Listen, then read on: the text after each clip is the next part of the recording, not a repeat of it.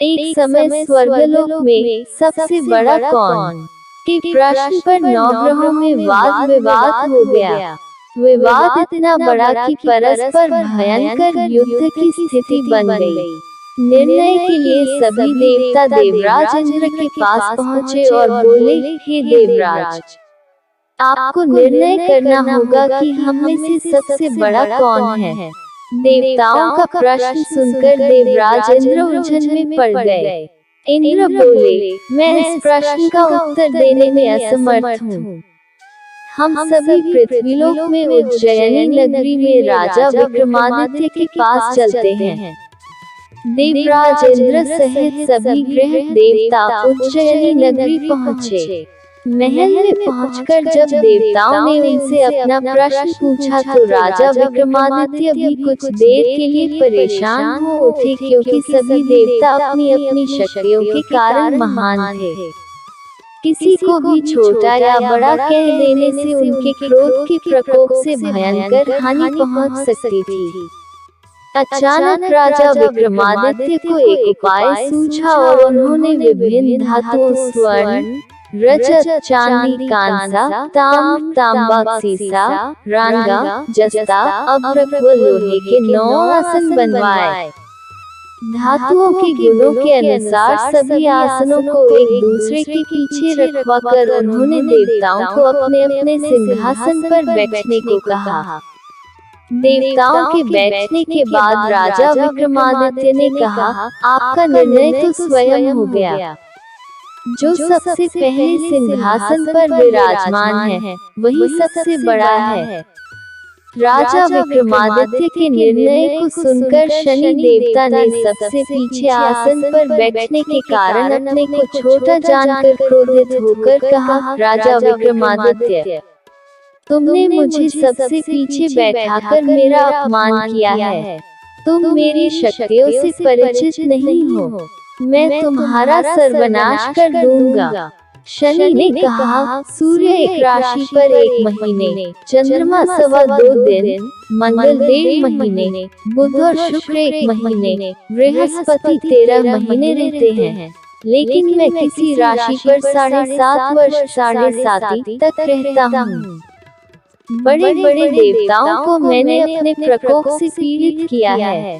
राम को 7.5 के कारण ही वन में जाकर रहना पड़ा और रावण को 7.5 के कारण ही युद्ध में मृत्यु का शिकार बनना पड़ा। राजा, अब तू भी मेरे प्रकोप से नहीं बच सकेगा। इसके बाद अन्य ग्रहों के देवता तो प्रसन्नता के साथ चले गए, परंतु शनिदेव बड़े क्रोध के साथ वहां से विदा हुए। राजा विक्रमादित्य पहले की तरह ही न्याय करते रहे। उनके राज्य में सभी स्त्री पुरुष बहुत आनंद से जीवन यापन कर रहे थे। कुछ दिन ऐसे ही बीत गए। उधर शनि देवता अपने अपमान को भूले नहीं थे। विक्रमादित्य से बदला लेने के लिए एक दिन शनिदेव ने घोड़े के व्यापारी का रूप धारण किया और बहुत से घोड़ों के साथ उज्जयिनी नगरी पहुँचे। राजा विक्रमादित्य ने राज्य में किसी घोड़े के व्यापारी के आने का समाचार सुना तो अपने अश्वपाल को कुछ घोड़े खरीदने के लिए भेजा। घोड़े बहुत कीमती थे। अश्वपाल ने जब वापस लौटकर इस संबंध में बताया तो राजा विक्रमादित्य ने स्वयं आकर एक सुंदर व शक्तिशाली घोड़े को पसंद किया। घोड़े की चाल देखने के लिए राजा उस घोड़े पर सवार हुए तो वह घोड़ा बिजली की गति से दौड़ पड़ा। तेजी से दौड़ता घोड़ा राजा को दूर एक जंगल में ले गया और फिर राजा को वहां गिराकर जंगल में कहीं गायब हो गया। राजा अपने नगर को लौटने के लिए जंगल में भटकने लगा, लेकिन उन्हें लौटने का कोई रास्ता नहीं मिला। राजा को भूख प्यास लगाई। बहुत घूमने पर उसे एक चरवाहा मिला। राजा ने उससे पानी मांगा। पानी पीकर राजा ने उस चरवाहे को अपनी अंगूठी दे दी। फिर उससे रास्ता पूछकर वह जंगल से निकलकर पास के नगर में पहुंचा। राजा ने एक सेठ की दुकान पर बैठकर कुछ देर आराम किया। उस सेठ ने राजा से बातचीत की तो राजा ने उसे बताया कि मैं उज्जैनी नगरी से आया हूँ। राजा की कुछ देर दुकान पर बैठने से सेठ जी की बहुत बिक्री हुई। सेठ ने राजा को बहुत भाग्यवान समझा और खुश होकर उसे अपने घर भोजन के लिए ले गया। सेठ के घर में सोने का एक हाथ खूंटी पर लटका हुआ था। राजा को उस कमरे में छोड़कर सेठ कुछ देर के लिए बाहर गया। तभी एक आश्चर्यजनक घटना घटी। राजा के देखते देखते सोने के उस हार को खूंटी निगल गई। सेठ ने कमरे में लौटकर हार को गायब देखा तो चोरी का संदेह राजा पर ही किया, क्योंकि उस कमरे में राजा ही अकेला बैठा था। सेठ ने अपने नौकरों से कहा कि इस परदेसी को रस्सियों से बांधकर नगर के राजा के पास ले चलो।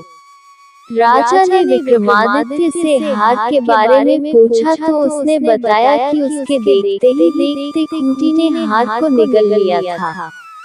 इस पर राजा ने क्रोधित होकर चोरी करने के अपराध में विक्रमादित्य के हाथ पांव काटने का आदेश दे दिया। राजा विक्रमादित्य के हाथ पांव काटकर उसे नगर की सड़क पर छोड़ दिया गया।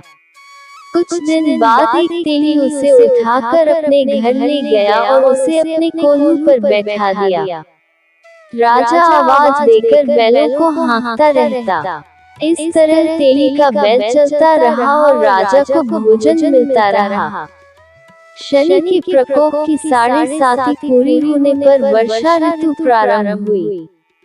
राजा विक्रमादित्य एक रात में एक मल्हार गा रहा था कि तभी नगर के राजा की लड़की राजकुमारी मोहिनी रथ पर सवार उस तेली के घर के पास से गुजरी। उसने मेघ मल्हार सुना तो उसे बहुत अच्छा लगा और दासी को भेजकर गाने वाले को बुला लाने को कहा। दासी ने लौटकर राजकुमारी को अपन राजा के बारे में सब कुछ बता दिया। राजकुमारी उसके मेघ मल्हार से बहुत मोहित हुई, अतः उसने सब कुछ जानकर भी अपन राजा से विवाह करने का निश्चय कर लिया। राजकुमारी ने अपने माता पिता से जब यह बात कही तो वे हैरान रह गए। रानी ने मोहिनी को समझाया, बेटी, तेरे भाग्य में तो किसी राजा की रानी होना लिखा है, फिर तू उस अपन से विवाह करके अपने पांव पर कुल्हाड़ी क्यों मार रही है। राजकुमारी ने अपनी जिद नहीं छोड़ी। अपनी जिद पूरी कराने के लिए उसने भोजन करना छोड़ दिया और प्राण त्याग देने का निश्चय कर लिया। आखिर राजा रानी को विवश होकर अपन विक्रमादित्य से राजकुमारी का विवाह करना पड़ा। विवाह के बाद राजा विक्रमादित्य और राजकुमारी तेली के घर में रहने लगे। उसी रात स्वप्न में शनिदेव ने राजा से कहा, राजा, तुमने मेरा प्रकोप देख लिया, मैंने तुम्हें अपने अपमान का दंड दिया है। राजा ने शनिदेव से क्षमा करने को कहा और प्रार्थना की, हे शनिदेव, आपने जितना दंड मुझे दिया है अन्य किसी को न देना। शनिदेव ने कुछ सोचकर कहा, राजा, मैं तुम्हारी प्रार्थना स्वीकार करता हूँ।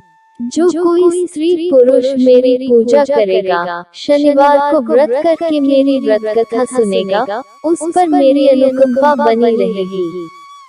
प्रातःकाल राजा विक्रमादित्य की नींद खुली तो अपने हाथ पांव देखकर राजा को बहुत खुशी हुई। उसने मन ही मन शनिदेव को प्रणाम किया। राजकुमारी भी राजा के हाथ पांव सही सलामत देखकर आश्चर्य में डूब गई। तब राजा विक्रमादित्य ने अपना परिचय देते हुए शनिदेव के प्रकोप की सारी कहानी सुनाई। सेठ को जब इस बात का पता चला तो दौड़ता हुआ तेली के घर पहुंचा और राजा के चरणों में गिरकर क्षमा मांगने लगा। राजा ने उसे क्षमा कर दिया, क्योंकि यह सब तो शनिदेव के प्रकोप के कारण हुआ था। सेठ राजा को अपने घर ले गया और उसे भोजन कराया। भोजन करते समय वहाँ एक आश्चर्यजनक घटना घटी। सबके देखते देखते उस खूंटी ने हार उगल दिया। सेठ जी ने अपनी बेटी का विवाह ही राजा के साथ कर दिया और बहुत से स्वर्ण आभूषण, धन आदि देकर राजा को विदा किया। राजा विक्रमादित्य राजकुमारी मोहिनी और सेठ की बेटी के साथ उज्जैन पहुँचे तो नगरवासियों ने हर्ष से उनका स्वागत किया। अगले दिन राजा विक्रमादित्य ने पूरे राज्य में घोषणा कराई कि शनिदेव सब देवों में सर्वश्रेष्ठ हैं। प्रत्येक स्त्री पुरुष शनिवार को उनका व्रत करे और व्रत कथा अवश्य सुने। राजा विक्रमादित्य की घोषणा से शनिदेव बहुत प्रसन्न हुए। शनिवार का व्रत करने और व्रत कथा सुनने के कारण सभी लोगों की मनोकामनाएं शनिदेव की अनुकंपा से पूरी होने लगी। सभी लोग आनंद पूर्वक रहने लगे। ये थी शनिदेव की कहानी। आपको पसंद आए तो वीडियो को लाइक करना और चैनल को सब्सक्राइब करना। कमेंट में जय शनिदेव लिखना। धन्यवाद।